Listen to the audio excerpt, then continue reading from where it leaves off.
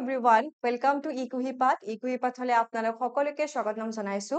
আৰম্ভ কৰিবলৈ ওলাইছো নতুন এটি ক্লাস।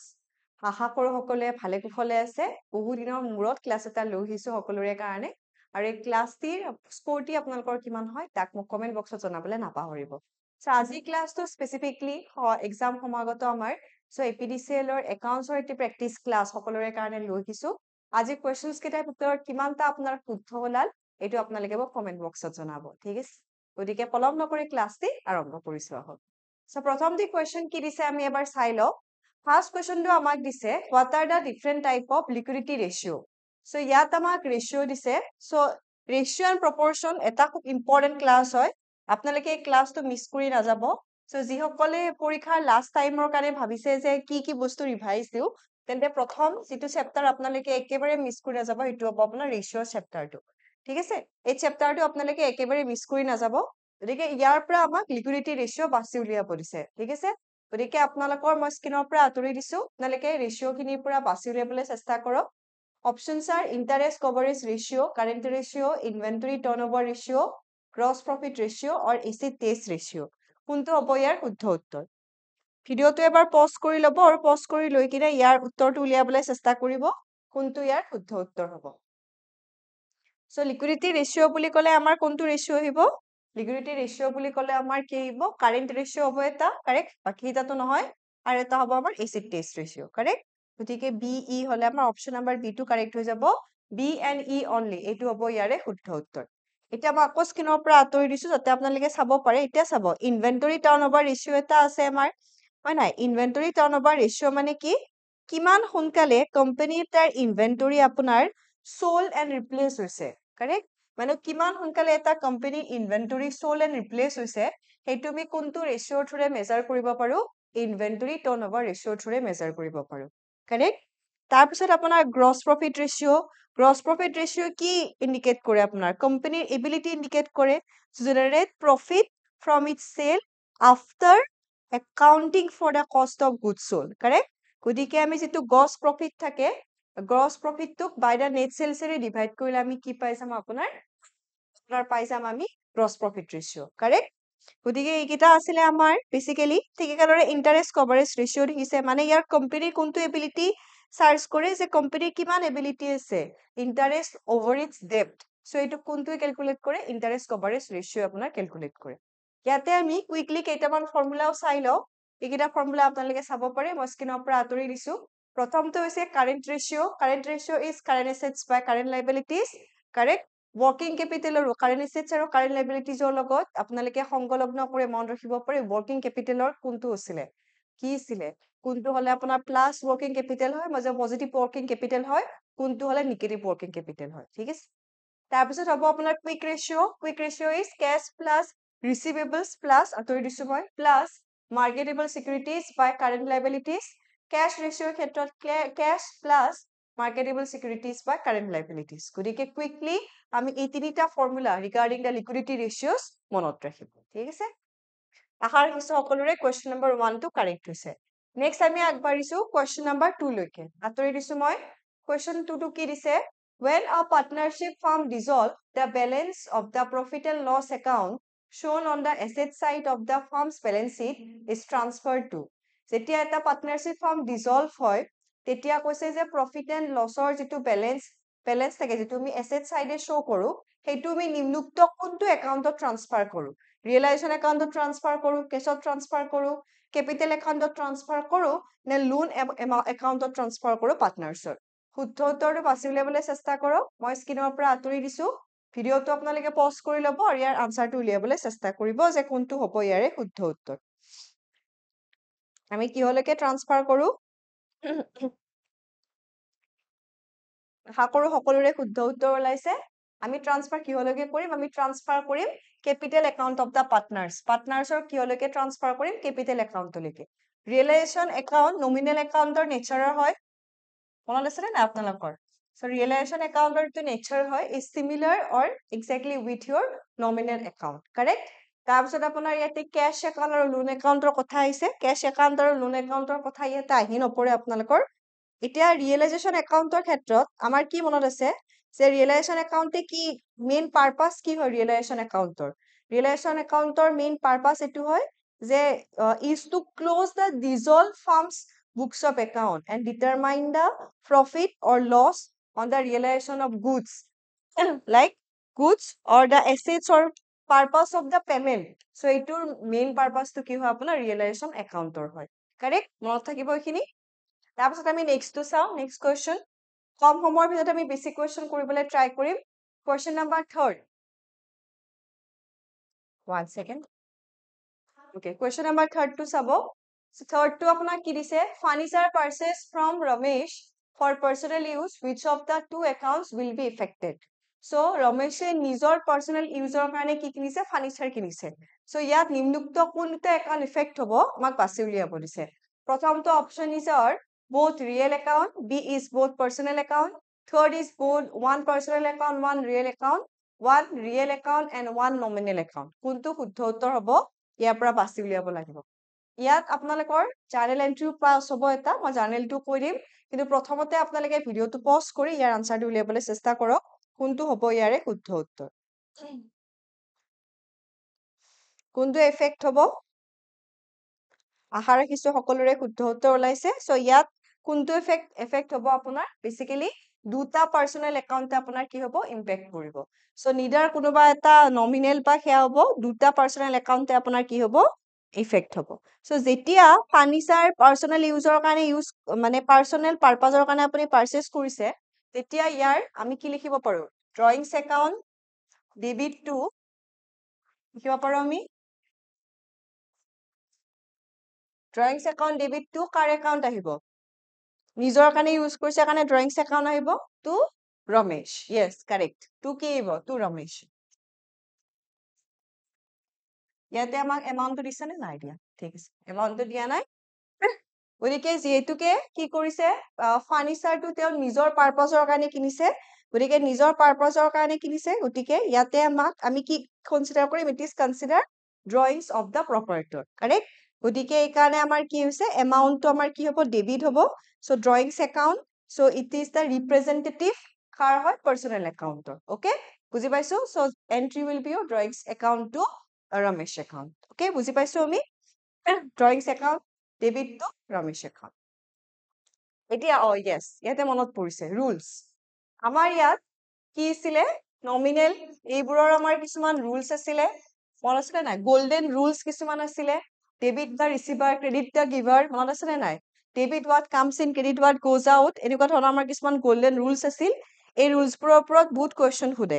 পাৰ্সোনাল একাউন্টত কি আছিল ডেবিট দা ৰিসিভাৰ ক্ৰেডিট দা গিভাৰ আছিল ৰিয়েল একাউন্টত আছিল debit what comes in credit what goes out আৰু নমিনেল একাউন্টত কি আছিল ডেবিট all the expenses আৰু losses আছিল ক্ৰেডিট মানে কি আছে যিবোৰ ইনকাম আৰু গেইনছ আছিল সেইবোৰ আপোনাৰ কিহৰ ভিতৰত আহে ক্ৰেডিটৰ ভিতৰত আহে আজি মই স্ক্ৰিনৰ পৰা আঁতৰি দিছো প্ৰায় আপোনালোকৰ নহলে কোৱেশ্চন থাকে মই স্ক্ৰিনত থাকো সো আপোনালোকে বুজি নাপায় সেইকাৰণে মই কৈছো সো এই গোল্ডেন ৰুলছ খিনি আপোনালোকে মনত ৰাখিব আকৌ এবাৰ মই কৈছো পাৰ্সোনাল একাউন্টত কি আছিল পাৰ্সোনাল একাউন্টত আছিল ডেবিট দা ৰিসিভাৰ ক্ৰেডিট দা গিভাৰ পাৰ্সোনাল একাউন্টত ডেবিট দা ৰিসিভাৰ ক্ৰেডিট দা গিভাৰ তাৰপিছত আমাৰ পাৰ্সোনাল একাউন্টৰ পিছত আমি যদি ৰিয়েল একাউন্টত চাও তাতে আমি কি পাইছিলো debit what comes in credit what goes account real একাউন্টত কি আছিল debit what comes in credit what goes out correct তাৰপিছত যদি আমি নমিনেল একাউন্টত চাও নমিনেল একাউন্টত আমি কি লিখিবলৈ পাইছো ডেবিট মানে গোটেইবোৰ এক্সপেন্সেস যিমানবোৰ এক্সপেন্সেস আছে আৰু ক্ৰেডিট মানে যিমানবোৰ ইনকাম আৰু গেইন আছে সেইবোৰ ক্ৰেডিটৰ ভিতৰত ইনক্লুড হয় ঠিক আছে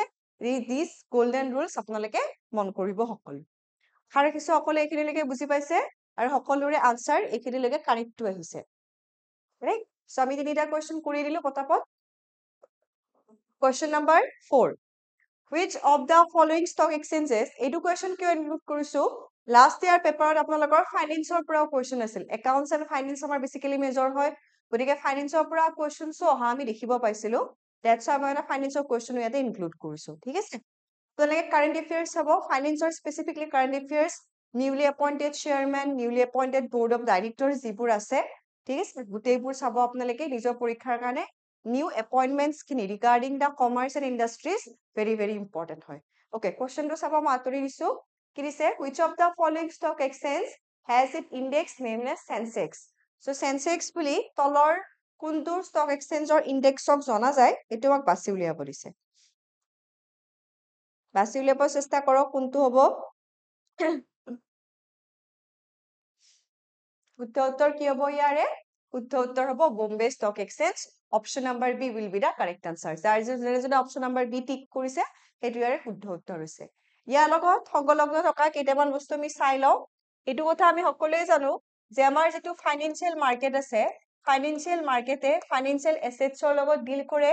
ফাইনান্সিয়াল মাৰ্কেটক আমি দুটা প্ৰকাৰে ভাগ কৰিব পাৰো মই এইখিনি ৰাখি দিছো বাৰু এইখিনিত অকমান স্থান আছে সো দুটা টাইপ আছে এটা হৈছে মানি মাৰ্কেট এটা আছে ক্যাপিটাল মাৰ্কেটৰ দুটা পাৰ্ট এটা আছে প্ৰাইমাৰী মাৰ্কেট আৰু এটা আছে সেকেন্ডাৰী মাৰ্কেট প্ৰাইমাৰী মাৰ্কেটক কি বুলি কোৱা যায় প্ৰাইমাৰী মাৰ্কেটকে আমি নিউ ইস্যু মাৰ্কেট বুলি জানো আৰু সেকেন্ডাৰী মাৰ্কেটকে বেসিক্যালি স্টক এক্সচেঞ্জ বুলি কোৱা যায় সো যেটো এই ফাইনান্সিয়াল মাৰ্কেটৰ money market part this is regulated by reserve bank of India আৰু এইখিনি আপোনাৰ কোনে ৰেগুলেট কৰে securities and exchange board of India অৰ্থাৎ সেবি ৰেগুলেট কৰে থুলমূল বস্তু এইখিনি বাকিখিনি আমি ইয়াৰ ডিটেইলছৰ বিষয়ে জানো ইয়াৰে সেকেন্ড পাৰ্টটোৰে কোৱেশ্চন আছিলে এইটো স্টক এক্সচেঞ্জৰ যে বিএসসি অৰ্থাৎ সেনসেক্স টো মানে আপোনাৰ কোনটো ইনডেক্সৰ পাৰ্ট হয় এতিয়া যেটো আপোনাৰ সেকেন্ডাৰী মাৰ্কেট থাকে ঠিক আছে সেকেন্ডাৰী মাৰ্কেট আছে সেকেন্ডাৰী মাৰ্কেটে কিহৰ লগত ডিল কৰে আইপিও ৰিসেলিংৰ লগত ইনিশিয়াল পাব্লিক অফাৰিং কোনটো মাৰ্কেটত আমি ফাৰ্স্ট দেখিবলৈ পাওঁ ইনিও প্ৰাইমাৰী মাৰ্কেট নিউ ইস্যু মাৰ্কেটত তাৰ পৰা ৰিসেল যদি আমি কৰিব লাগে তেতিয়া হলে আমি কোনটো মাৰ্কেটলৈকে আহিম সেকেন্ডাৰী মাৰ্কেটলৈকে আহিম points to be remember the point আপোনালোকে মনত ৰাখিব প্ৰাইমাৰী মাৰ্কেটত যিবোৰ সিকিউৰিটিজ থাকে তাৰ ক্ষেত্ৰত কিন্তু আপোনাৰ সদায় কি হয় বাইং এক্টিভিটিজে হয় সেলিং এক্টিভিটিজ নহয় সো মানি মাৰ্কেটৰ ক্ষেত্ৰত মই কলো যে কোনে ৰেগুলেট কৰে reserve bank of India regulate কৰে কাৰেক্ট ঠিক একেদৰে আমি যেতিয়া ক্যাপিটাল মাৰ্কেটৰ ক্ষেত্ৰত চাম ক্যাপিটাল মাৰ্কেটৰ ক্ষেত্ৰত মই আপোনালোকক কলো যে ক্যাপিটাল মাৰ্কেটৰ যি দুটা পোৰ্শন আছে অৰ্থাৎ primary market and secondary market ইয়াৰ ক্ষেত্ৰত আমি কাৰ ৰেগুলেশন দেখিবলৈ পাওঁ securities and exchange board of India regulation দেখিব পাওঁ প্ৰাইমাৰী মাৰ্কেটত আইপিওৰ কথা কলো মই ইনিশিয়াল পাব্লিক অফাৰিং না আইপিওৰ প্ৰাইমাৰী মাৰ্কেটত এটা কথা মন কৰিব প্ৰাইমাৰী মাৰ্কেটে অনলি আপোনাৰ কিহৰ লগত ডিল কৰে প্ৰাইমাৰী মাৰ্কেটে আপোনাৰ বাইং সেলিং দুটা এক্টিভিটিজৰ লগত ডিল নকৰে ঠিক আছে প্ৰাইমাৰী মাৰ্কেটে অনলি বাইং অফ সিকিউৰিটিজৰ লগত হে কি কৰিব ডিল কৰিব কিন্তু এই সিকিউৰিটিজটোক যদি আপুনি সেল কৰিব বিচাৰিছে তেন্তে আমি কোনটো মাৰ্কেট ভিজিট কৰিব লাগিব সেকেন্ডাৰী মাৰ্কেট বা স্টক এক্সচেঞ্জ ভিজিট কৰিব লাগিব ইয়াৰ কেইটামান ফিগাৰছৰ পিনে আমি লক্ষ্য দিও হওক যে আমষ্টাৰডাম ষ্টক এক্সচেঞ্জ ৱৰ্ল্ডৰ ওল্ডেষ্ট ষ্টক এক্সচেঞ্জ হয় যাক 1606 চনত Dutch East India company establish কৰিছিল BSE Bombay stock exchange of Dalal street মুম্বাইত অৱস্থিত হয় আৰু এছিয়াৰ ওল্ডেষ্ট ষ্টক এক্সচেঞ্জ হয় 1875 ত এষ্টাব্লিছ কৰা গৈছিল এনএসসি ইণ্ডিয়াৰ প্ৰথমটো ষ্টক এক্সচেঞ্জ হয় যিটোৱে ইলেক্ট্ৰিকেল ট্ৰেডিং ফেচিলিটি কি কৰিছিল লঞ্চ কৰিছিল মানে ইয়াৰ আগত ইণ্ডিয়াত কি ফেচিলিটি লঞ্চ হৈছিল আপোনাৰ অফলাইন ট্ৰেডিং ফেচিলিটি লঞ্চ হৈছিল যাৰ ফলত আমি ডিফাৰেন্ট ধৰণৰ কি দেখিবলৈ পাইছো ডিফাৰেন্ট ধৰণৰ আমি এইবোৰ স্কেম দেখিবলৈ পাইছিলো কাৰেক্ট কিন্তু আপুনি যদি চাবলৈ যায় যেতিয়াৰ পৰা অনলাইন ফেচিলিটি এভেইলেবল হ'ল এই স্কেমছ সমূহ কিন্তু আপোনাৰ নাইকিয়া হ'বলৈ ধৰিছে ওকে নেক্সট আৰু অধিক কোৱেশ্চনলৈ আগবঢ়াৰ আগতে এইখিনিতে আপোনালোকৰ কাৰণে আপোনালোকৰ এই প্ৰস্তুতি যিটো বৰ্তমান সময়ত আপোনালোকে মোৰ লগত প্ৰেক্টিছ কৰি আছে ইয়াক যদি আপোনালোকে নীৰৱ নিবিচন্ন পৰিৱেশত ভালদৰে প্ৰেক্টিছ কৰিব বিচাৰিছে তেন্তে ইকুইপাথে লৈ আহিছে অফাৰ উইথ 75% ডিসকাউন্ট সো ইয়াত আপোনালোকে তিনিটা ফুল লেন্থৰ মক টেষ্ট পাব যদি আপোনালোকে ইয়াক অনলাইন এটেম্প কৰিব বিচাৰিছে অনলাইন অফলাইন এই দুটাৰে মূল্য হৈছে মাত্ৰ আৰু মাত্ৰ 149 rupees অৰ্থাৎ 150 টকাতকৈ 1 টকা কমত আপোনালোকে তিনিটা ফুল লেন্থৰ কি দিব পাৰিব মক টেষ্ট দিব পাৰিব ম্যাথমেটিক্স পেপাৰ 2 অৰ্থাৎ যাৰ অপচনেল পেপাৰ ম্যাথমেটিক্স চুজ কৰিছে সো তেওঁলোকে তিনিটা ফুল লেন্থৰ মক টেষ্ট দিব পাৰিব ইয়াৰ মূল্য হৈছে only and only rupees 149 so আপোনালোকে অফলাইন আহি অৰ্থাৎ আমাৰ চেণ্টাৰত আহিও মক দিব পাৰিব আৰু অনলাইনও আপোনালোকে নিজৰ কমফৰ্ট লেভেলতো মক দিব পাৰিব মূল্য একেবাৰে কম ডিসকাউন্ট চলি আছে গতিকে আজি এই সুযোগ আপোনালোকে গ্ৰহণ কৰিছে ইয়াৰ লগতে আপোনালোকে যিসকলে অপচনেল পেপাৰ একাউন্টেন্সি চুজ কৰিছিল তেওঁলোকেও সেম আপোনালোকৰ মক বৰ্তমান তিনিটা ফুল লেন্থৰ মক দি থকা গৈছে only and only 149 rupees 75% discount সহ গতিকে আপোনালোকৰ প্ৰস্তুতিক আৰু অধিক ভাল কৰিবৰ কাৰণে আপোনালোকে মক গিটা লবলৈ নাপাহৰিব ইয়াতে দিয়া কন্টাক্ট নাম্বাৰ আপোনালোকে কন্টাক্ট কৰিব পাৰে কিন্তু এটা মেক শিওৰ যে আপোনালোকে 0 ডায়াল কৰি ল'ব যিকোনো কন্টাক্ট নাম্বাৰৰ আগত নতুবা আমাৰ যেটো সাইট that is www.equipath.com তাতো ভিজিট কৰি আপোনালোকে এই মকখিনিৰ সুযোগ গ্ৰহণ কৰিব পাৰে ঠিক আছে খুব আমি যত্নৰে আপোনালোকৰ কাৰণে মকৰি প্ৰিপেয়াৰ কৰিবলৈ চেষ্টা কৰিছো যাতে আপোনালোকে সঁচাই ভাল স্কোৰ কৰিব পাৰে ঠিক আছে আহিছো এবাৰ আমাৰ নেক্সট কুৱেশ্যনলৈকে কন্টিনজেন্ট লাইবিলিটিজৰ ক্ষেত্ৰত কুৱেশ্যন সুধিছে appear in the balance sheet শ্বেয়াৰছমেন report shareholders note on account to balance sheet কোনটো হ'ব ইয়াৰ শুদ্ধ উত্তৰ ভিডিঅ'টো পজ কৰিব আৰু ইয়াৰ শুদ্ধ উত্তৰ উলিয়াবলৈ চেষ্টা কৰিব ঠিক আছে মই স্ক্ৰীনৰ পৰা আঁতৰি দিছো কাৰণ বহুতৰ মানে বহুত কথা যে আপুনি স্ক্ৰীনত থাকিলে আমি গম নাপাওঁ মুক্ত মোক গতিকে মই আঁতৰি দিছো যাতে আপোনালোকে ইয়াৰ পৰা শুদ্ধ উত্তৰটো উলিয়াব পাৰে সো আমি কন্টিনজেন্ট লাইবিলিটি আমি ক'ত দেখিবলৈ পাওঁ আমি নোটত দেখিবলৈ পাওঁ কাৰেক্ট যিটো ফুট নোট থাকে on accounts to the balance sheet গতিকে অপশ্যন নম্বৰ ডি ইয়াৰে কি হৈ যাব শুদ্ধ উত্তৰ হৈ যাব ওকে নেক্সট কুৱেশ্যন চাব নেক্সট কুৱেশ্যন আমাক দিছে যে বুক কিপিঙৰ মেইন অবজেক্টিভছ কি হয় find out profit or loss keep correct or complete record of business transaction show the correct position of assets and liabilities examine the accuracy of business transaction assets liabilities or যদি আমি ভাল positions দেখাবই লাগে তেন্তে তো আমাৰ balance শ্বীটে help কৰিব নহয় জানো বুক কিপিং এ কিহত হেল্প কৰিব একুৰেসি দেখাত হেল্প কৰিব প্ৰফিট এণ্ড লছত হেল্প কৰিব নে correct and complete record of business transactions দেখাত হেল্প কৰিব which is the main objective of your bookkeeping so শুদ্ধ উত্তৰ উলিয়াবলৈ চেষ্টা কৰিব আৰু ভিডিঅ'টো পজ কৰি ল'ব যদি আপোনালোকৰ হেয়া লাগিছে সো বুককিপিঙৰ যদি আমি মেইন অবজেক্টিভ চাবলৈ যাওঁ বুককিপিঙৰ মেইন অবজেক্টিভছ কি to keep record and complete record of all the business transaction এইটো এটা বুককিপিঙৰ আমি প্ৰথমটো অবজেক্টিভছ বুলি ক'ব পাৰো কিমানটো অবজেক্টিভছ প্ৰথমটো এটা বুককিপিঙৰ সেকেন্ড অবজেক্টিভছ কি হ'ব পাৰে বুলি যদি সোধে তেন্তে বুককিপিঙৰ সেকেন্ড অবজেক্টিভছ কি হ'ব যে বুককিপিঙে যিবোৰ বস্তু ৰেকৰ্ড কৰে তাৰ ওভাৰঅল ইফেক্টবোৰ মেনেজ কৰে on the final statement of the company মানে ওভাৰঅল ইফেক্ট অফ দা যিটো ৰেকৰ্ডেড ট্ৰানজেকশনছ থাকে তাৰ ওভাৰঅল ইফেক্ট কি হয় to the final statement of a company এইটো কি হয় মেইনটেইন এণ্ড চোৱাটো বুককিপিঙৰ আনাদাৰ অবজেক্টিভছ বুলি আপুনি ক'ব পাৰে ঠিক আছে সো ইয়াৰ সহায়ত কি হয় ট্ৰান্সপাৰেন্সি এণ্ড একুৰেসি ইমপ্ৰুভ হয় প্লাস আপুনি জানিব পাৰে যে আপুনি প্ৰফিট লছৰ এটা একুৰেট ইমেজ আপুনি বিল্ড আপ কৰিব পাৰে সো বুককিপিঙে বেসিক্যালি আপোনাৰ কাৰেক্ট এণ্ড কমপ্লিট ইনফৰমেশন ৰখাত কি কৰে হেল্প কৰে it is da main objectives of bookkeeping next question patent copyright trademark এইবোৰ কিহৰ এক্সাম্পল হয় আমাক বাছি উলিয়াব দিছে tangible assets intangible assets fixed assets নে ইনভেষ্টমেন্ট কোনটোৰ শুদ্ধ উত্তৰ হয় স্ক্ৰীনৰ পৰা মই আঁতৰি দিছো আপোনালোকে অকমান সময় পজ কৰি ল'ব ভিডিঅ'টো তেতিয়া আপোনালোকে আনসাৰ উলিয়াব পাৰিব যে কোনটো শুদ্ধ উত্তৰ হ'ব বা মোৰ লগে লগে যদি কৈছে তেন্তে আনসাৰ উলিয়াব পাৰিব কোনটো ইয়াৰ শুদ্ধ উত্তৰ হ'ব শুদ্ধ উত্তৰ হ'ব ইনটেনজিবল এছেটছ কাৰেক্ট এতিয়া চাব টেনজিবল এছেটছ আৰু ইনটেনজিবল এছেটছৰ মেইন পাৰ্থক্য কি হয় টেনজিবল এছেটছৰ ফিজিকেল এক্সিষ্টেন্স থাকে যাক আপুনি যেনেকৈ পেনটো মই হাতেৰে চুই চাব পাৰিছো ইটছ আ টেনজিবল এছেট কাৰেক্ট যাৰ ফিজিকেল এক্সিষ্টেন্স আছে ইনটেনজিবল এছেটছ মানে সেইবোৰ এছেট যাক আপুনি চুই চাব নোৱাৰে যাৰ কোনো ফিজিকেল এক্সিষ্টেন্স নাথাকে ঠিক আছে সেইটোক আমি ইনটেনজিবল এছেটছ বুলি কওঁ পেটেন্ট কপিৰাইট আমাৰ প্ৰায়ে আজিকালি ইউটিউবৰ ভিডিঅ'বোৰত যোন ইউটিউবাৰ আছে তেওঁলোকে গম পাব আমাৰ কি লাগে কপিৰাইট লাগে না নালাগে গতিকে এই বস্তুবোৰ যে কপিৰাইট লাগিছে তাক আপুনি হাতেৰে চুই চাব পাৰিছে নে নাই but we can just feel it so that's why these all are the examples of your intangible assets tangible assets or নহয় বিল্ডিং কাৰ এইবোৰ আপোনাৰ tangible assets or example হ'ব but বাকিবোৰ আপোনাৰ intangible assets হ'ব ঠিক আছে goodwill brand recognition intellectual property copyrights এই গোটেইবোৰ আপোনাৰ intangible assets হয় ঠিক আছে মনত থাকিব goodwill or question সুধে goodwill is a tangible asset or intangible asset এনেকে সুধে okay next question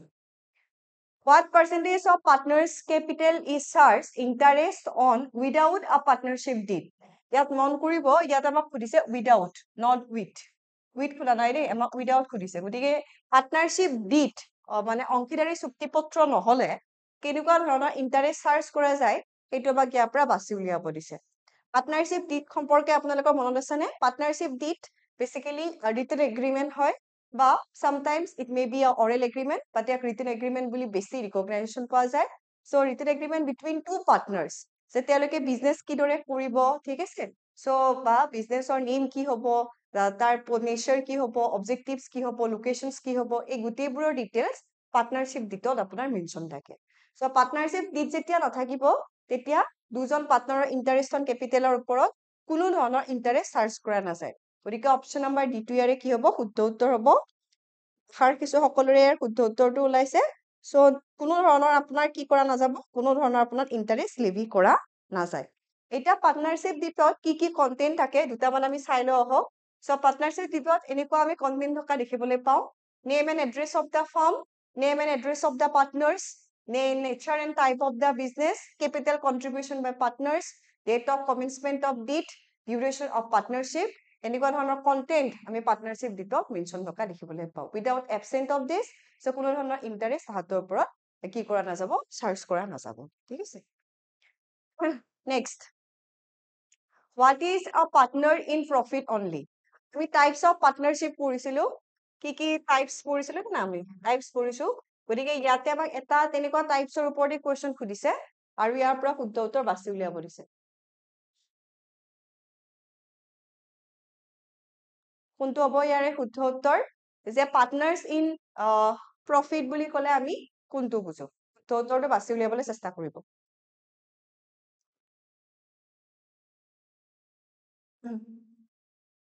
A person who gives some money to a business but does not play a big role in running it. A person এইটো কি হ'ব আপোনাৰ sleeping partner type লাগিছে নে প্ৰথমটো secondটো কি কৈছে a partner who has a stake in partnership and is involved in the day to day activity so এইটো দেখোন হ'লে আপোনাৰ active partner হৈ যাব নহয় জানো an 18-year-old partner এইটো আপোনাৰ কি হ'ব minor as a partner হ'ব তাৰপিছতটো কি দিছে a partner who gets into an agreement to share only the profits of a partnership firm not the losses yes option number D correct answer হৈ যাব বুজি পাইছে যোনে actively participate কৰিব in each and every activity of a partnership deed সেইটো আপোনাৰ কি হ'ব সেইটো আপোনাৰ active partner হৈ যাব correct গতিকে আপোনাৰ option number D টো ইয়াৰ ক্ষেত্ৰত কি হৈ যাব শুদ্ধ উত্তৰ হৈ যাব মাইনৰ পাৰ্টনাৰ কি পজিশন হ'ব পাৰে কি কেছত হ'ব পাৰে এইটো আপোনালোকে চাই ৰাখিব স্লিপিং পাৰ্টনাৰ আমাৰ কিছুমান থাকে হয় না active partner sleeping partner dormant partner এইবোৰ আছিল আৰু মাইনৰো কোনবোৰ কণ্ডিশনত এজ এ পাৰ্টনাৰশ্বিপ হিচাপে কৰা আছে প্লাছ মাইনৰ এটা বস্তু পঢ়িব লগা আছে যদি মাইনৰ মেজৰ হৈ যায় তেতিয়াহ'লে তাত পাৰ্টনাৰশ্বিপত কিবা প্ৰভিজনছ থাকিব নেকি চেঞ্জেছ হ'ব নেকি এইখিনি আপোনালোকে মন কৰিব okay next question in what kind of relation does one partner have known risks and the other has limited obligation ঠিক আছে has known risks and limited obligation থাকিলে মানে কি limited liability বা obligations থাকিলে এইটো কি হ'ব particular partnership limited liability partnership general partnership that will provide no reason কোনটো হ'ব শুদ্ধ উত্তৰ বাছি উলিয়াবলৈ চেষ্টা কৰক সো এইটো হ'ব আপোনাৰ কোনটো হ'ব এইটো হ'ব আপোনাৰ লিমিটেড লাইবিলিটি পাৰ্টনাৰশ্বিপ কাৰেক্ট য'ত আপোনাৰ অব্লিগেশনছ কি হৈ থাকিব to a limited or certain থাকিব টু আ চাৰ্টেইন মানে এটা এক্সটেন্টলৈকে থাকিব next in a partnership firm what are some of the following features so ইয়াতে আপুনি কি চাব কোম্পানীৰ ফিচাৰ চাব তাৰ পৰা বহুত কুৱেশ্যন সোধে পাৰ্টনাৰশ্বিপৰ চাব ঠিক আছে তাৰ লগতে আপোনালোকে চাব কোঅপাৰেটিভৰ চাব ঠিক আছে সোল প্ৰপাৰ্টৰ আপোনালোকে নিজে চাব আৰু এটা চাব আপোনালোকে জইণ্ট হিন্দু ফেমিলি বিজনেছ য'ত আপোনাৰ কৰ্টা থাকিব বেচিকেলি ঠিক আছে এইটো চাব ওলা পাৰ্টনাৰশ্বিপ ফাৰ্মৰ তলৰ কোনটো ফিচাৰ উলিয়াব দিছে they are sharing profit and losses in a fixed ratio' two or more partners are carrying common business under an agreement business is carried out by all and any of them acting as an agent কোনটো হয় সকলোৰে answer ওলাইছে এতিয়া চাওক যেতিয়া আমি partnership farm পঢ়িছো তাতে আমি প্ৰথমটো লাইনতে এইটো পঢ়িছো যে partnership is an agreement between two or more partners মনত আছে it's an agreement between two or more partners carrying common business under an agreement তাৰপিছত আমি কি পঢ়িছিলো business is carried by all গোটেইবিলাকে নতুবা any one them acting for an agent এই দুটা আমি একেলগে দেখিছো নে নাই হয় ওপৰটো কি দিছে they are sharing on a fixed ratio' এইটো হয় গতিকে ডি টো কি হৈ যাব শুদ্ধ উত্তৰ হৈ যাব এই গোটেইকেইটাই পাৰ্টনাৰশ্বিপৰ এজ এ ফিচাৰ ৰূপে আমি দেখিব পাইছো চেপ B and C to C and D মানে বি এণ্ড চি টো আপোনালোকেতো ইনফেক্ট ডেফিনেশ্যনতে দেখিছে পাৰ্টনাৰশ্বিপৰ যিটো ডেফিনেশ্যন পঢ়িছে আপোনালোকে ঠিক আছে তাতেই পাইছে গতিকে গোটেইকেইটা ইয়াৰে শুদ্ধ উত্তৰ হয় option number D will be the correct answer next question number 12 which of the following is the characteristics of a company separation of ownership from management sensitive, creative function and dynamic. কোনটো হ'ব? Company এটা কি আছিল? Artificial person আছিল, মনত আছে না সকলোৰে এইখিনি? আৰ্টিফিচিয়েল পাৰ্সন আছিল, মনত আছে? সো কোম্পানী আৰু পাৰ্টনাৰশ্বিপৰ যেটো আমি মেইন ডিফাৰেন্স দেখিব পাইছিলো এটো ইটোতে আছিলে so the separation of ownership from management is the main characteristics of a company. Next, section 262 আপোনালোকে কোম্পানী সেক্টৰ লগতে পাৰ্টনাৰশ্বিপ এক্টৰ ডিট আৰু কেইটামান প্ৰভিজন চাই লব পাৰ্টনাৰশ্বিপ এক্টৰ ঠিক আছে পৰীক্ষাৰ কাৰণে কৰক section 2 subsection 62 of the Companies Act 2013 is related to object clause, one person company, name clause and capital clause. কোনটোৰ লগত এসোসিয়েট হৈছে ভিডিওটো পজ কৰিব আৰু শুদ্ধ উত্তৰ উলাবলৈ চেষ্টা কৰিব কোনটোৰ লগত এসোসিয়েট হৈছে এসোসিয়েট হৈছে one person company লগত কাৰেক্ট ওলাইছে সকলোৰে option number B correct answer হ'ব এইখিনিতে আকৌ এটা ৰিমাইন্ডাৰ সকলোৰে কাৰণে যে যি সকলে আপোনাৰ এসিস্টেন্ট একাউন্ট অফিচাৰৰ 9টা মক টেষ্ট अवेलेबल আছে আপোনালোকৰ পেপাৰ 1 ৰ কাৰণে অৰ্থাৎ পেপাৰ 1 এন্ড পেপাৰ 2 যদি ম্যাথমেটিক্স আপোনালোকে ডেসক্ৰিপচন লৈছে উইথ OMR আপোনালোকে 9টা টোটাল মক টেষ্ট লাভ কৰিব অনলাইন এন্ড অফলাইন দুটা অফলাইন অৰ্থাৎ আমাৰ চেণ্টাৰত আহি আপোনালোকে মক দিব পাৰে সো ইয়াৰ মূল্য থাকিব 249 rupees with 75% ডিসকাউন্ট বৰ্তমান সময়ত চলি আছে গতিকে যাক আৰু আজি সুযোগ আৰু সুবৰ্ণ সুযোগটি গ্ৰহণ কৰক মক দিয়ক আৰু আপোনালোকৰ ফলাফল সুনিশ্চিত কৰক ঠিক আছে অধিক তথ্যৰ কাৰণে ইয়াত উল্লেখিত নম্বৰ নতুবা আপোনালোকে গ্ৰহণ কৰিব পাৰে আমাৰ ওয়েবসাইটলৈ গৈও ইয়াৰ তথ্য গ্ৰহণ কৰিব পাৰে তদুপৰি যিসকলে অপচনেল পেপাৰ 2 ম্যাথমেটিক্স হিচাপে গ্ৰহণ কৰিছে তেওঁলোকে যদি ভাবিছে মই অকল মেথছৰ মক দিম তেতিয়া নো প্ৰবলেম তেনেকুৱা প্ৰভিজন আমি ৰাখিছো জাস্ট 149 rupees অনলাইন অফলাইন আপোনালোকে মক দিব পাৰিব তিনিটা আপোনালোকে মক লাভ কৰিব ঠিক আছে ঠিকদৰে যিসকলে একাউন্টেন্সি দিব বিচাৰিছে তেওঁলোকে একাউন্টেন্সি 149 rupees অনলাইন অফলাইন মক লাভ কৰিব তিনিটা ফুল লেন্থৰ মক দিয়া গৈছে ঠিক আছে ওকে আগবাঢ়িছো আজিৰ ভিডিওটি শেষৰ দি question কেইটামানলৈকে to whom deferred share can be generally issued to the managing agent to the promoters to the managing agent দুটা আছে ওকে managing partner কৰি দিও এটো বাৰু partner and others okay কালৈকে ইস্যু কৰা যায় বেসিক্যালি শুদ্ধ উত্তৰ কি হ'ব শুদ্ধ উত্তৰ হ'ব promoters লৈকে correct okay next question number 15 which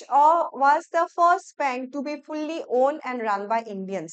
তলৰ কোনটো bank যেটো fully owned আৰু run কৰিছে ইন্ডিয়ান সকলৰ দ্বাৰা কোনটো হয়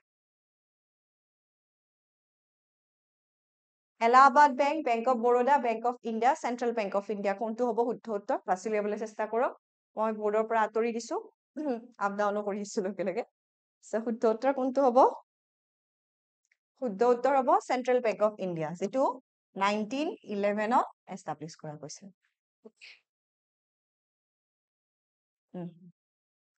সো কোৱেশ্চন নম্বৰ যেটো 16 এইটো থাকিল আপোনালোক সকলোৰে কাৰণে হোমৱৰ্ক আৰু এইটোৰ আনসাৰটো আপোনালোকে মোক জনাব কমেন্ট বক্সত along with your score কিমান স্কোৰ কৰিলে আপোনালোকে সো আজিলৈ ক্লাছত ইমানখিনিয়ে আছিল যদি আপোনালোকৰ ভাল লাগিছে তেন্তে আমাৰ মক দুটা এটেম্প কৰিবলৈ নাপাহৰিব তাত আৰু ধুনীয়া ধুনীয়া কোৱেশ্চনছ আমি ৰাখিছো যাতে আপোনালোকৰ প্ৰিপাৰেচনত আৰু অধিক সহায় হয় সকলোকে শুভেচ্ছা আৰু মৰম জনাই আজিলৈ ক্লাছ ইমানতে সামৰিছো পুনৰ লগ পাম নতুন এটি ক্লাছৰ সৈতে তেতিয়ালৈ এৰিছো ধন্যবাদ